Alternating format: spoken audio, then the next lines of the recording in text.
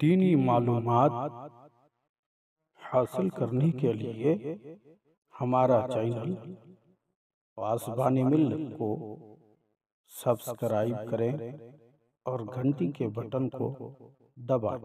حضور فرماتے ہیں کہ میں معراج کی رات ایسی قوم کے پاس سے گزرا جو اپنے چہروں اور سینوں کو تانبے کے ناخن سے نوچ رہے تھے۔ میں نے پوچھا، اے جبریل علیہ السلام، یہ کون لوگ ہیں اور کون لوگ تانبے کے ناخن سے اپنے چہروں کو نوچ رہے ہیں؟ انہوں نے عرض کی، یہ وہ لوگ ہیں جو لوگوں کا گوشت کھاتے تھے، یعنی غیبت کیا کرتے تھے، اور ان کی عزت، ان کی تعظیم، ان کی حرمت کو پامال کرتے تھے، خراب کیا کرتے تھے، اس لیے وہ اپنے چہروں کو نوچ رہے ہیں۔ مطلب جو غیبت کرے، جو چغلی کرے، اس کا عذاب بہت سخت ہے، سخت ترین عذاب ان کو دیے جائیں گے۔ غیبت اور چغلی سے ہر وقت ہمیں بچنے کی ضرورت ہے۔ اور دوسرا گناہ کبیرہ، یہ گناہ توبہ کرنے سے اللہ رب العزت اس کے گناہ کو معاف فرما دیتا ہے، اس کے گناہوں کو بخش دیتا ہے، اسے معاف کر دیتا ہے۔ لیکن چغلی، غیبت ایک ایسا عیب ہے، ایک ایسا گناہ ہے کہ صرف توبہ سے اس کے گناہ معاف نہیں کیے جائیں گے، اس کے گناہ کو رب ذوالجلال نہیں بخشے گا۔ وہ کیوں؟ اس لیے کہ چغلی کرنا ایک تو عیب ہے ہی، آخرت میں اس کو عذاب دیا جائے گا، ان پر عذاب مسلط کر دیے جائیں گے۔ دوسری بات یہ کہ وہ توبہ کرے تو اس کی توبہ اس لیے قبول نہیں فرمائے گا رب ذوالجلال کہ وہ حقوق العبد کو پامال کر دیا، بندے کا حق۔ کچھ گناہ ایسے ہیں کہ اگر کسی کی چغلی کی، کسی کی غیبت کی، جب تک جس کی غیبت کی اس بندے سے معافی نہ مانگ لیں، جب تک اس بندے سے معافی طلب نہ کر لیں، جب تک وہ معاف نہیں کرے گا، اس وقت تک اللہ رب العزت بھی اس بندے کو معاف نہیں کرتا۔ یہ حقوق العبد ہے، اس کو بندے سے معافی مانگنی پڑے گی، اور بندہ معاف کر دے گا تو اللہ بھی معاف فرما دے گا۔ اور اس نے چغل خوری، غیبت کرنے کے بعد بھی اللہ سے توبہ کی اور جس کی غیبت کی گئی اس سے معافی نہیں مانگی گئی تو اللہ رب العزت اس کے توبہ کو بھی قبول نہیں فرمائے گا۔ یہ بہت ہی ذلیل ترین بیماریوں میں سے ایک بیماری ہے، اس سے ہر ایک کو بچنے کی ضرورت ہے، اور یہ عیب ہے، یہ اللہ کے قبض و اختیار میں ہے، جسے چاہتا ہے عزت دیتا ہے، جسے چاہتا ہے ذلت دیتا ہے۔ کسی کے چاہنے سے کبھی کچھ ہوا نہ ہوگا۔ اللہ جسے عزت دینا چاہتا ہے تو اسے عزت ملتی ہے، اور جسے ذلیل و رسوا کرنا چاہتا ہے تو پوری دنیا ایک طرف اس کے گنگان کرنے میں لگے ہو، پوری دنیا اس کی مدح خوانی میں لگی ہو، پوری دنیا اس کی تعریف، اس کی توصیف کرنے میں لگی ہو۔ لیکن اگر اللہ رب العزت اسے ذلت دینا چاہے تو پوری دنیا ایک طرف ہو، رب ذوالجلال اسے ذلیل کر دے گا۔ اور اگر رب ذوالجلال کسی کو عزت دینا چاہے تو پھر پوری دنیا اس کی مذمت، اس کی مخالفت میں کھڑی رہے، لیکن رب ذوالجلال اسے عزت عطا فرما دیتا ہے، اسے عزت دے دیتا ہے۔ کہ یہ عزت اور ذلت دینا رب ذوالجلال کے اختیار میں ہے۔ اب عموماً غیبت میں کیا جاتا ہے، کسی کے عیب کو بیان کیا جاتا ہے، اور کچھ عیب ہو تو بھی اور نہ ہو، کچھ باتیں اس کے اندر وہ بات نہیں پائی جاتی ہو، جب بھی اس کو بیان کیا جاتا ہے لوگ اس کو بولتے ہیں، اس لیے بولتے ہیں کہ اس کے دل میں حسد ہے، کینہ ہے، بغض ہے، عداوت ہے، اس سے دشمنی ہے، اس لیے اس کی زبان سے اس طرح کے الفاظ، اس کی غیبت، اس کی چغلی نکلتی ہے۔ لیکن حدیث پاک ہے، حدیث پاک میں ہے کہ حسد کرنے والا اس لکڑی کی طرح ہے۔ حدیث کے الفاظ، الحسد یاکل الحسنات کما تاکل النار الحطب، جیسے آگ لکڑی کو کھا جاتی ہے، لکڑی میں اگر آپ آگ لگا دو تو لکڑی کو کھا کر آگ جلتی ہے، آگ روشن ہوتی ہے، اسی طرح انسان کے دل میں اگر بغض ہو، حسد ہو، تو اس لکڑی کی طرح اس کے نیک اعمال کو کھا جاتی ہے۔ یہ غیبت، یہ چغلی اور حسد ایک ایسی چیز ہے جو انسان کے نیک اعمال کو کھا جاتی ہے، جیسے آگ لکڑی کو کھا جاتی ہے۔ اس لیے غیبت، حسد، بغض و عناد، ان چیزوں سے بچنے کی ضرورت ہے، اپنے آپ کو بچانے کی ضرورت ہے۔ امام غزالی رحمۃ اللہ علیہ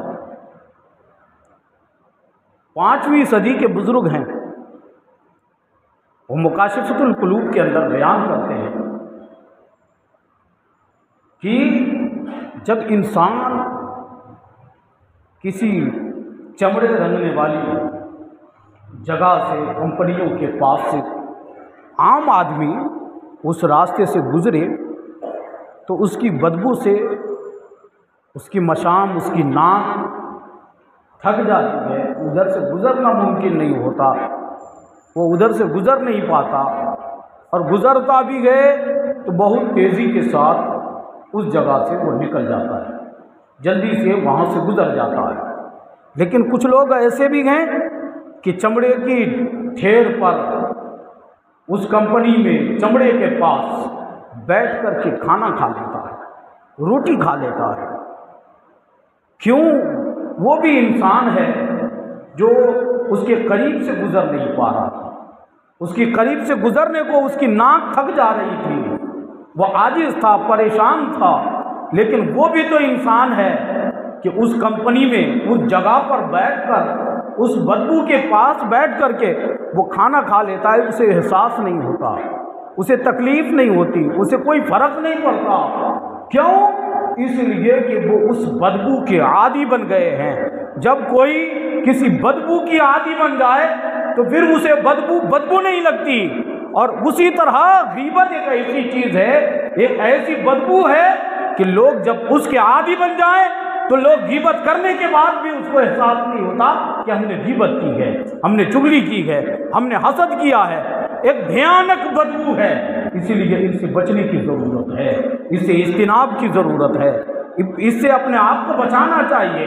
اور اگر ہم نے ان چیزوں سے اپنے آپ کو محفوظ نہیں کیا تو یہاں تو جو رسوائیاں ہونے والی ہے وہ رسوائیاں ہوگی، اور یہاں سے جانے کے بعد جو رسوائیاں ہوگی، جو رسوائیاں وہاں ہونی ہے وہاں تو ہونی ہے، اور وہاں ذرے ذرے کا حساب دینا پڑے گا، ہر ذرے کا حساب دینا پڑے گا۔ جو کچھ تم نے کیا ہے وہ سارا کچھ تمہیں دیا جائے گا۔ اللہ اکبر۔ جب ہم کسی کی غیبت یا کسی کی چغلی یا کسی کی عداوت ہمارے سینے میں ہوتی ہے، اس معنی کر کے کہ ہم اس سے دشمنی رکھتے ہیں یا اس کی کوئی ادا ہمیں پسند نہیں ہو، دشمنی ہوتی ہے، عداوت ہوتی ہے، جب جا کے بندہ اس کی غیبت کرتا ہے، یاد رکھنا وہ ایسے طرح طرح کے مصائب میں مبتلا ہو جائیں گے۔ دنیا کی لذتیں بہت بڑی نہیں ہے، دنیا بہت دن کی نہیں ہے، چند دنوں کی زندگی ہے۔ اس دنیا کو چھوڑ کے جانا ہے، اس دنیا کو خیر آباد کہہ کے جانا ہے، اس دنیا سے ہمیں رخصتی لینا ہے، ہم رخصت ہونا ہے ہمیں اس دنیا سے۔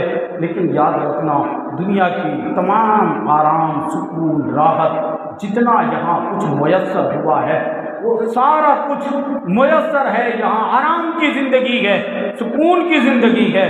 لیکن جب قیامت کے دن بروز محشر فرشتے تمہارے بازو کو پکڑ کے وہ جنت جہنم کے طرف لے کے جائے گا، اور جہنم کے صرف نظارے کرائے جائیں گے، جہنم میں داخل نہیں، صرف جہنم دکھایا جائے گا۔ تو اس جہنم کو دیکھ کر وہ دیکھے گا، اور پھر دیکھنے کے بعد جب وہ دیکھ چکا ہوگا تو فرشتے پوچھیں گے بتاؤ تمہیں دنیا میں کتنا سکون ملا تھا، کتنی راحت ملی تھی، کتنا اطمینان ملا تھا، کتنا تم آرام سے تھے۔ تو وہ فرشتے سے وہ بندہ بول پڑے گا کہ فرشتوں وہ سب کچھ وہ بیکار ہے، اور اس تکلیف کے آگے وہ ساری راحتیں، سکون، وہ سب کچھ آج بدل گئی ہے، وہ سب کچھ ختم ہو گیا ہے۔ میں پوچھنا چاہتا ہوں، وہی آدمی ہے، وہی تو کوئی دوسرا آدمی ہوگا، اس کے بازو کو پکڑ کر کے دنیا میں تنگ دستی میں تھا، پریشانیوں میں تھا، مصائب میں مبتلا تھا، طرح طرح کے ظلم، ظالمانہ یلغار ان پر ہوتے رہے، وہ تمام طرح کے مصائبوں میں مبتلا ہوتا رہا، تمام پریشانیوں میں وہ گھرتا رہا۔ لیکن جب موت آئی، جب اس دنیا سے وہ کوچ کر کے آخرت کی طرف چل پڑا، جب فرشتے اس کے بازو کو پکڑ کے جنت کی طرف لے جائیں گے اور جنت کو دکھائیں گے، کہ فرشتے کہیں گے کہ دیکھ جنت کے نظارے کو، جنت کی رعنائیوں کی، جنت کے سرسبز و شادابیوں کو دیکھو نا، حوران جنت کو، جنت کے درخت اور پتوں کو۔ تو وہ دیکھ کر بول پڑے گا کہ اے اللہ مجھے دوبارہ دنیا میں میری تخلیق فرما دے، دوبارہ مجھے پیدا فرما دے، اور مجھے ہزاروں طرح کے مصائب میں مبتلا کر دے، میں تیری ناشکری نہ کروں گا، تیری ناشکری نہ کروں گا، لیکن اے رب ذوالجلال میں تمام مصائب میں گھرا رہوں گا۔ جب موت ہونے کے بعد جب میں تیرے حضور، تیری بارگاہ میں آؤں گا، تیری حضور، تیری بارگاہ میں آؤں گا، تو رب ذوالجلال یہی نعمت سے مجھے سرفراز کر دینا، یہی نعمت سے مجھے عطا کر دینا۔ آج ہم غیبت کے عادی بن گئے ہیں، ایک دوسرے سے حسد کرنے کے ہم عادی بن گئے ہیں، ہر ایک دوسرے کے دل میں یہ عداوت ہے، اور عداوت کی بنیاد پر یہ نہیں دیکھتے کہ اس کی عزت کو ہم پامال کر رہے ہیں، اس پر طرح طرح کے بہتان لگا دیتے ہیں، الزام عائد کر دیتے ہیں، تاکہ وہ زمانے میں رسوا ہو جائے، تاکہ وہ زمانے میں لوگوں کے دل میں اس کی بدگمانی اور بد خیالات پیدا ہو جائیں۔ یہ گمان یہ نیت سے اس کو آگے بڑھاتا ہے، لیکن یاد رکھنا اس کے چاہنے سے کچھ نہیں ہوتا، اس کے دشمنی کرنے سے کچھ نہیں ہوتا، اس کے عداوت رکھنے سے کچھ نہیں ہوتا۔ صرف یہ خیال ہمیں آپ کو سب کو رکھنا چاہیے کہ ہم سے اللہ ناراض ہے، اللہ ہم سے راضی ہے کہ نہیں، رسول اللہ ہم سے راضی ہے کہ نہیں۔ ہم اللہ و رسول کی رضا کے لیے کریں، اللہ و رسول کو راضی کرنے کے لیے ہر کام، ہر چیز کریں، تو انسان یہاں بھی کامیاب ہو جائے گا اور یہاں سے جانے کے بعد بھی کامیاب ہو جائے گا۔ لیکن حضور علیہ السلام کی بارگاہ میں چلیں، میں آپ کو بتانا چاہتا ہوں، وہ طائف کا بازار ہے، طائف کے بازار میں نبی رحمت صلی اللہ علیہ وسلم بازار سے گزرنے لگے، اور بازار میں جانے کے بعد لوگوں کو مخاطب کیا اور فرمایا، اے لوگوں، میں تمہیں ایک ایسی چیز کے بارے میں بتا رہا ہوں، اے لوگوں،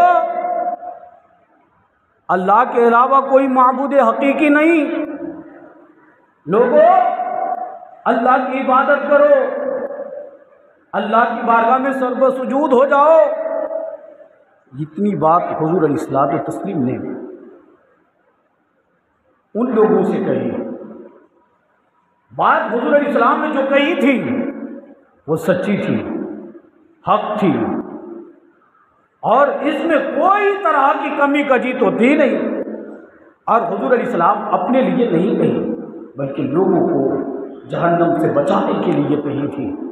کیا کہی تھی؟ یا ایھا الناس قولوا لا الہ الا اللہ۔ یہی بات جب ان سے کہی حضور علیہ السلام نے، تو پھر ان لوگوں نے حضور علیہ الصلوۃ والتسلیم پر پتھروں کی بارش کرنا شروع کر دیا۔ حضور نبی رحمت صلی اللہ علیہ وسلم پر پتھر پھینکنا شروع کر دیا، حضور علیہ الصلوۃ والتسلیم پر پتھروں کی بارش کر دی ہے، یہاں تک کہ حضور علیہ الصلوۃ والتسلیم کے جسم مبارک خون سے لہولہان ہو گئے۔ اور اتنی پتھروں کی بارش کی کہ جب حضور علیہ السلام کے جسم اقدس پر لگتا تھا تو خون کے فوارے نکلتے تھے، پیر سے خون نکل رہے تھے، آپ کے پیر مبارک سے، آپ کے جسم اقدس سے خون نکل رہا تھا۔ اب جب ایک پیر پر چوٹ لگی تو حضور علیہ السلام نے ایک پیر کو زمین سے اٹھا دیے اور ایک پیر زمین پر ٹکا دیے، ایک پیر رہنے دیے، لیکن ظالموں نے نبی رحمت صلی اللہ علیہ وسلم کے اس پیر پر پتھر پھینک کر کے آپ کو زخمی کیا، اور یہاں تک کہ نبی رحمت صلی اللہ علیہ وسلم لڑکھڑا کر زمین پر گرا ہے، زمین پر آ گئے۔ اللہ اکبر، پورا خون سے لہولہان آپ کا جسم مبارک۔ میں پوچھنا چاہتا ہوں حضور علیہ السلام نے بات کیا کہی تھی، تکلیف کیا تھی، ان کو کیا پریشانی تھی؟ حضور علیہ السلام پر یہ ظلم کیوں کیا گیا؟ حضور علیہ السلام پر ظلم اس لیے کیا گیا کہ انہیں حق بتایا، حق، اور حق بتانے والے ہر زمانے میں ہر وقت وہ مظلوم ہوں گے، ان پر طنز کیا جائے گا، ان کی تذلیل کی جائے گی، ان کی عزت سے کھلواڑ کیا جائے گا، ان کی شان کو گھٹانے کی ناپاک کوششیں ہوتی رہے گی، ان کی غیبت، ان کی چغلی، ان کی بدگمانی کی جائے گی، لیکن یاد رکھنا رب ذوالجلال ان کی عزت کو دوبالا کرتا رہے گا، ان کی عزت بڑھتی جائے گی، رب ذوالجلال اس کی شان، اس کے مراتب، اس کے منزلوں کو بلند کرتا جائے گا۔ یہ ہمیں خیال رکھنا چاہیے، ہم کس کی غیبت کر رہے ہیں، کس کی چغلی کر رہے ہیں۔ میں چلوں ایک ایسی جگہ پر جو آپ کے ذہن سازی کر دے، آپ کے ذہن میں جو کچھ بھی دھول یا گرد پڑے اس کو بھی صاف کر دے گا۔ امام غزالی بیان کرتے ہیں کہ حضرت موسیٰ علیہ نبینا علیہ الصلوۃ والتسلیم کا دور تھا۔ حضرت موسیٰ علیہ نبینا علیہ الصلوۃ والتسلیم اپنی قوم میں آرام فرما تھے، لیکن کچھ دنوں کے بعد ایسا آیا، کچھ دن گزرنے کے بعد ایسا دن بھی آیا کہ ان پر تنگ دستی نے گھیر لیا، ساری قوم کو، ساری آبادی پریشان تھی، ان پر بارشیں نہیں ہو رہی تھی، تنگ دستی آ گئی تھی، کھانے پینے کے سامان مہیا نہیں تھے، گلے نہیں تھے، آٹے نہیں تھے، کچھ بھی نہیں تھا، سب تنگ دستیوں میں مبتلا ہو چکے تھے، جانور پریشان تھے، زمین نے سبز گھاس کو اگانا چھوڑ دی تھی، چاروں طرف سوکھا ہی پڑ گیا تھا، لوگ پریشان تھے۔ پریشانی کے عالم میں حضرت موسیٰ علیہ نبی علیہ الصلوۃ والتسلیم سے گزارش کی، التجا کی، اے اللہ کے نبی، اللہ کی بارگاہ میں دعا کر دے کہ اللہ رب العزت بارش کر دے، بارش برسا دے۔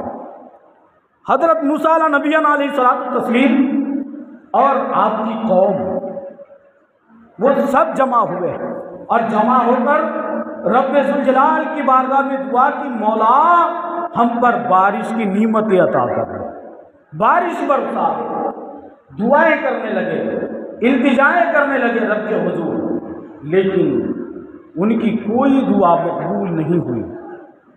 حضرت موسیٰ علیہ نبی علیہ الصلوۃ والتسلیم کی دعائیں قبول نہیں ہوئی، وہ دعا کرتے رہے لیکن ان کی کوئی دعا مقبول نہیں ہوئی۔ اس وقت حضرت موسیٰ علیہ نبی علیہ الصلوۃ والتسلیم پریشان، حیران کہ اللہ رب العزت کہیں ہم سے ناراض ہو۔ اتنے میں حضرت موسیٰ علیہ نبینا علیہ الصلوۃ والتسلیم پر وحی آتی ہے، وحی کا نزول ہوتا ہے۔ حضرت جبریل علیہ السلام آتے ہیں اور رب ذوالجلال کا پیغام سناتے ہیں کہ اے موسیٰ علیہ الصلوۃ والتسلیم، اس لیے آپ پر بارش نہیں برس رہی ہے، اس لیے آپ پر بارش نہیں ہو رہی ہے، اس لیے آپ کی دعائیں قبول نہیں کی جا رہی ہے کہ اس مجمع میں آپ کی قوم میں کوئی ایک ایسا آدمی ہے جو غیبت کرتا ہے، چغلی کرتا ہے، پیٹھ پیچھے برائی کرتا ہے، ایک دوسرے کے اندر عیب نکالتا ہے، چغلیاں کیا کرتا ہے، اسی لیے اس لیے بارش نہیں برساتا، اس لیے تم پر بارش نہیں ہوتی، قحط میں مبتلا ہو۔ اس لیے حضرت موسیٰ علیہ نبی علیہ السلام نے عرض کی مولا اس آدمی کا پتہ بتا دے، اس کا نام بتا دے، میں اس آدمی کو اپنی جماعت سے نکال دوں گا، اپنی آبادی سے نکال دوں گا، باہر کر دوں گا کہ اس کی وجہ سے ہماری دعائیں قبول نہیں ہوتی، بارشیں نہیں ہوتی، تنگ دستی آ پڑی ہے۔ تو اللہ رب العزت نے ارشاد فرمایا اے موسیٰ، میں تمہیں چغلی کرنے سے، غیبت کرنے سے روک رہا ہوں، منع کر رہا ہوں، پھر میں اس بندے کی غیبت کروں؟ کیا میں اس بندے کی غیبت کروں؟ میں ہی غیبت کرنے سے روک رہا ہوں اور پھر میں ہی تمہیں بتا دوں؟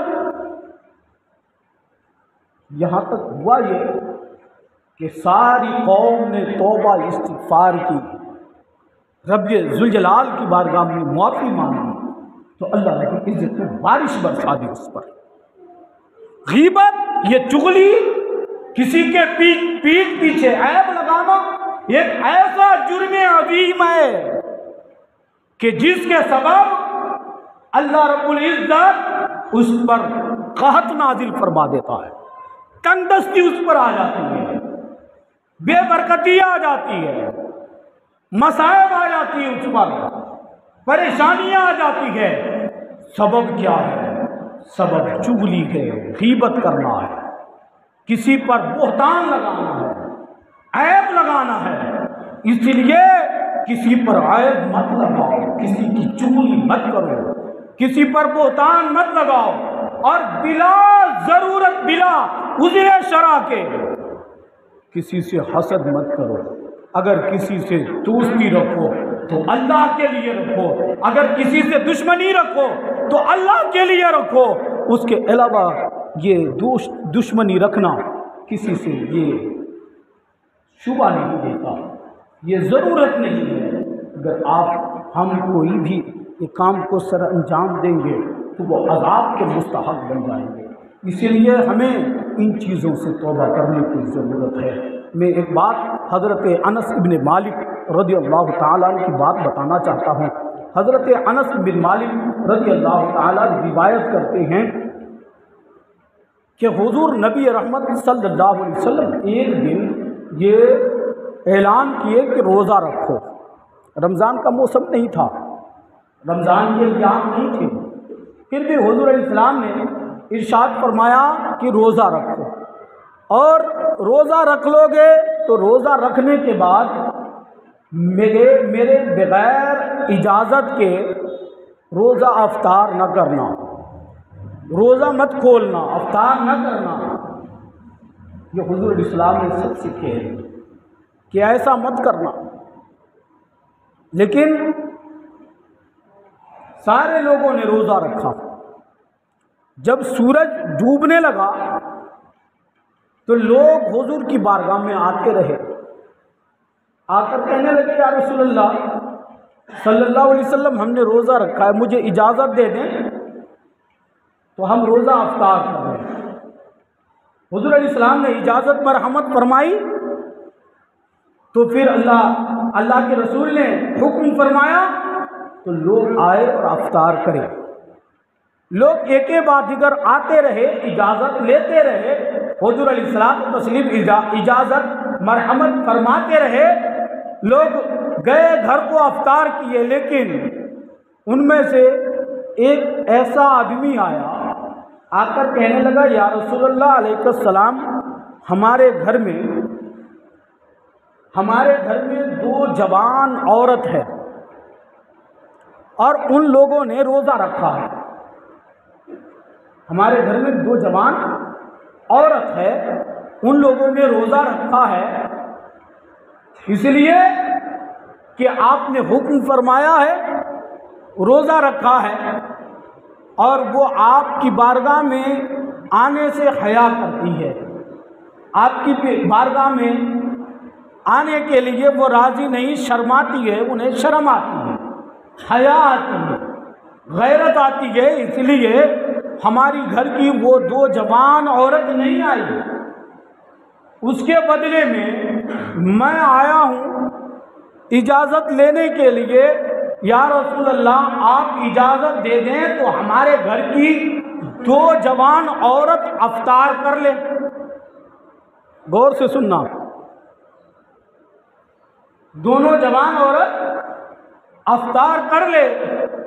حضور نبی رحمت صلی اللہ علیہ وسلم کی بارگاہ میں وہ جوان آ کر یہ عارضہ پیش کیا تو حضور نے اس کے جانب سے اپنا چہرہ پھیر لیا. حضور نے چہرہ پھیر لیا اس کی طرف سے. حضور ناراض ہو گئے. چہرہ پھیرنے کا کیا مطلب؟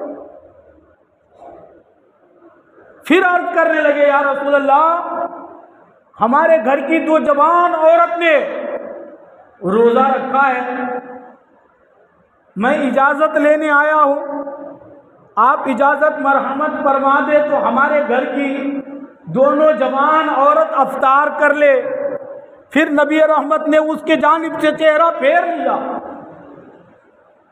چہرہ پھیر لیے. پھر وہ عرض کرتے، حضرت انس بن مالک رضی اللہ تبارک و تعالیٰ عنہ کہتے کہ تیسری بار اس نے عرض کی، اس جوان نے تیسری بار عرض کی تو حضور صلی اللہ علیہ وسلم نے ارشاد فرمایا کہ تمہارے گھر کی عورت نے روزہ رکھا، اور وہ کیسا روزہ دار ہے، اس نے کیسا روزہ رکھا ہے، کھانے پینے سے باز تو ہے یہ ظاہراً، لیکن حقیقت میں ان کا روزہ کیسا روزہ ہے کہ وہ ایک دوسرے بھائی کے گوشت کو کھاتی رہی، ایک دوسرے بھائی کے گوشت کو کھاتی رہی. وہ کیسا روزہ رکھی؟ تو وہ جوان عرض کرتے یا رسول اللہ، وہ کھائی نہیں تھی، کچھ کھانا نہیں کھائی تھی، کچھ پانی کے قطرے حلق کے نیچے اتاری نہیں تھی، وہ تو بھوکی تھی، کچھ کھائی پی نہیں تھی.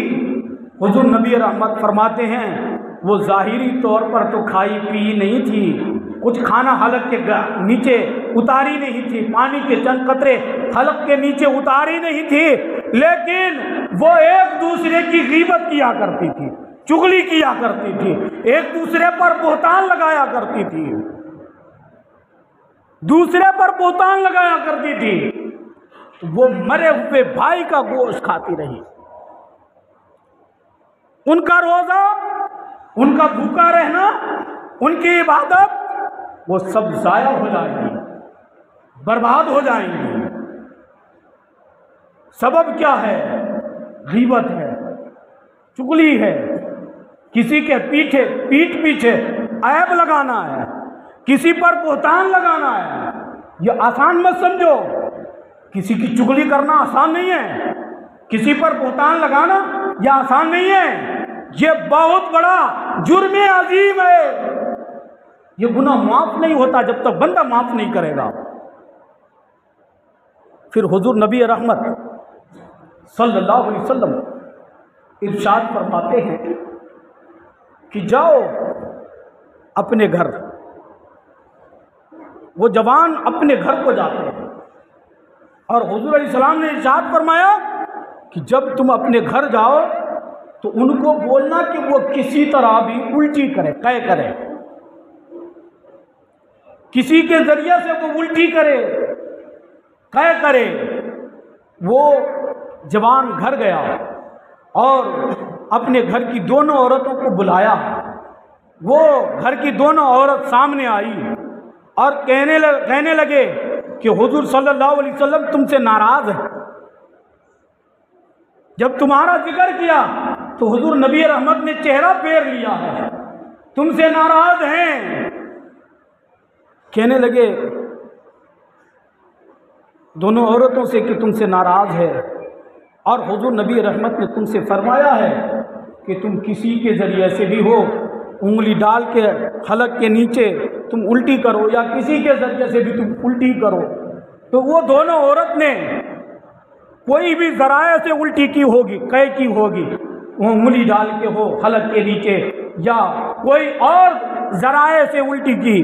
جب وہ الٹی کی تو اس کے پیٹ کے اندر سے، اس کے پیٹ اور اس کے منہ کے اندر سے یہ انسان کے لوتھڑے جیسے گوشت ہوتے ہیں، وہ گوشت کے لوتھڑے اس کے منہ کے اندر سے باہر نکلا، خون نکلا، مواد نکلے، اور حضور نبی رحمت صلی اللہ علیہ وسلم کی بارگاہ میں یہ بتایا گیا کہ یا رسول اللہ اس کے منہ کے اندر سے گوشت کے لوتھڑے نکلے، اور اس کے قے کی وجہ، قے جو کیے اس کے اندر خون اور مواد اور پیپ نکلا۔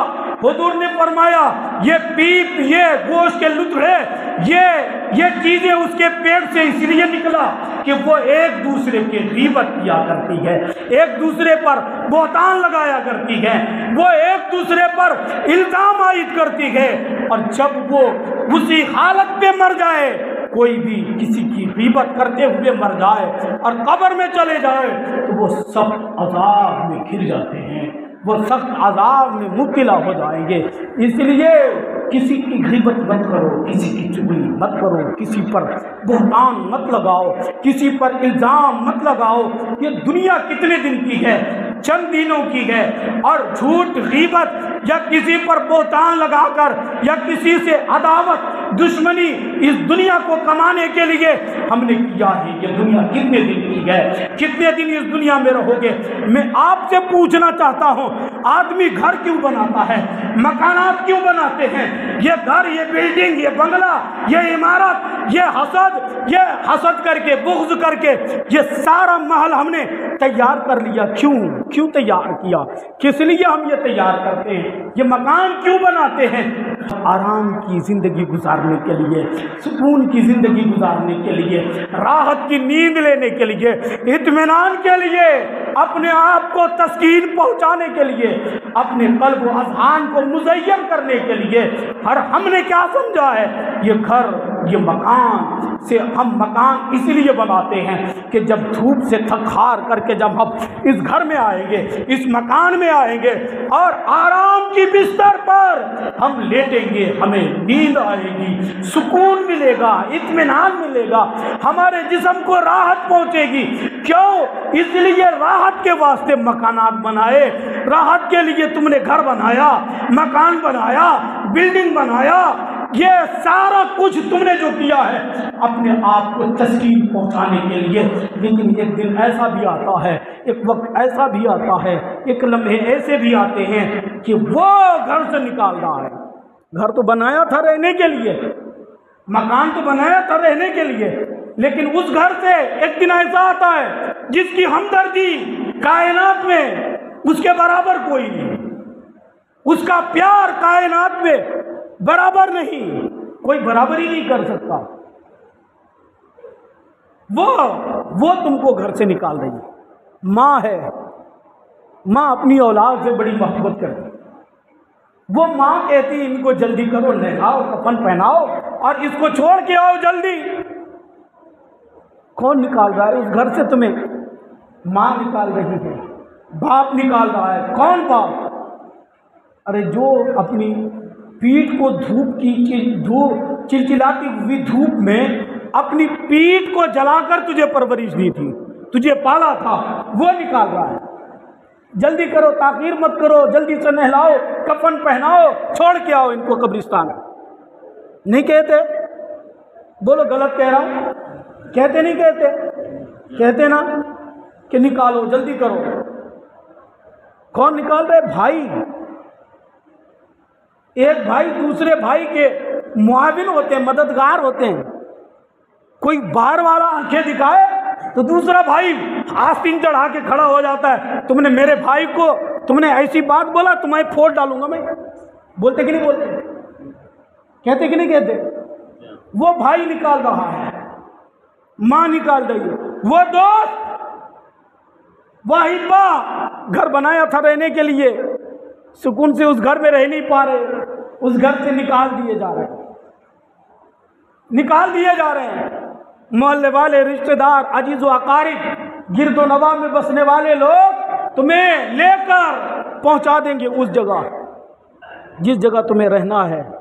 اب اس جگہ تمہارے ساتھ کیا کچھ ہوگا، کیا کچھ ہونا ہے، کیا کچھ ہونے والا ہے، ہمیں اس کے بارے میں کوئی فکر نہیں، اس کے بارے میں ہمیں کوئی سوچ نہیں، اس کے بارے میں ہمیں کوئی خیال نہیں، ہمارے ذہن تک بات نہیں ابھر کے آتی۔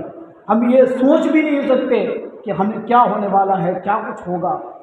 اب تو کچھ جوان تو یہ بھی کہہ دیتے ہیں، ارے جو کچھ کرنا ہے یہاں کر لے، جو کچھ من میں آتا ہے یہاں کر لے، قبر میں کون دیکھنے گیا؟ قبر میں کون دیکھنے گیا؟ معاذ اللہ، ایسا لفظ بولنا کفر ہے، اس نے آخرت کا انکار کیا۔ ایسا لفظ بولنا کفر ہے، اس سے اجتناب کی ضرورت، اس سے بچنے کی ضرورت ہے۔ ایسے لفظ نہ بولو کہ وہاں قبر میں کیا کچھ ہوگا، کون دیکھنے گیا؟ ارے قبر میں جو کچھ ہونے والا ہے سب کوئی دیکھے گا، تم کو سب کوئی دیکھے گا، سب کے سامنے تمہیں پوچھا جائے گا، بروز محشر سب کے بیچ تم سے سوال کیا جائے گا، اور بروز محشر سب کے بیچ تمہیں حساب دینا پڑے گا۔ تم نے جو کچھ کیا ہے وہ سارا کچھ وہاں بیان کیے جائیں گے، سب تمہارے سامنے ہوگا۔ جو کچھ کرنا ہے کر لے، آخرت میں کون دیکھنے گیا؟ آخرت میں سب دیکھنے جائیں گے، آخرت میں سب دیکھیں گے۔ یہاں کوئی نہیں دیکھتا، وہ دیکھے گا 2-4 آدمی دیکھے گا، 10-20 آدمی دیکھے گا، 1000 2000 10,000 20,000 آدمی دیکھے گا، وہاں تو پوری کائنات دیکھے گی تمہیں۔ جو ہم سے پہلے جا چکے وہ بھی دیکھیں گے، جو ہمارے بعد جائیں گے وہ بھی دیکھیں گے۔ روز اول سے لے کر روز آخر تک سب لوگ وہاں جمع ہوں گے، سب کے سامنے تمہیں رسوائی تمہاری ہوگی۔ اگر ان چیزوں سے باز آ جاؤ، ان رسوائی سے بچ جاؤ گے، قبر کے عذاب سے بچ جاؤ گے۔ غیبت بالکل ذلیل ترین بیماریوں میں سے بیماری ہے، اس سے اپنے آپ کو بچاؤ۔ کسی کی غیبت مت کرو، کسی کی چغلی مت کرو، کسی پر تہمت مت لگاؤ، کسی پر بہتان مت لگاؤ۔ اگر لگاؤ گے تو اس کا مواخذہ تم سے ہوگا، تمہیں اس کا جواب دینا پڑے گا، اور اپنے آپ کو تباہی کرو گے، یہاں بھی تباہ ہو جاؤ گے، آخرت میں بھی اپنے آپ کو تباہ کر ڈالو گے۔ اس لیے ان چیزوں سے بچنے کی ضرورت ہے۔